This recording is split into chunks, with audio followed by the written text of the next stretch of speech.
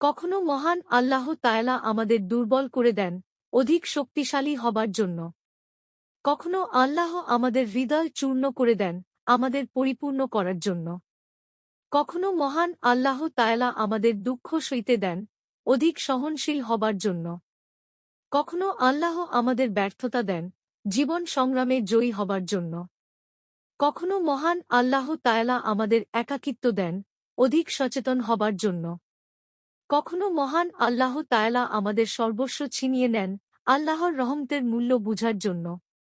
আল্লাহ রব্বুল আলামিন ইরশাদ করেছেন, এবং অবশ্যই আমি তোমাদিগকে পরীক্ষা করব কিছুটা ভয়, ক্ষুধা, মাল ও জানের ক্ষতি ও ফলফসল বিনষ্টের মাধ্যমে, তবে সুসংবাদ দাও সবরকারীদের। সূরা আল বাকারাহ ১৫৫। এই সব পরীক্ষায় আমরা প্রায় সবাই কম বেশি পড়ে থাকি। আল্লাহ আমাদের সবাইকে ধৈর্য ধরার তৌফিক দিন। আমিন।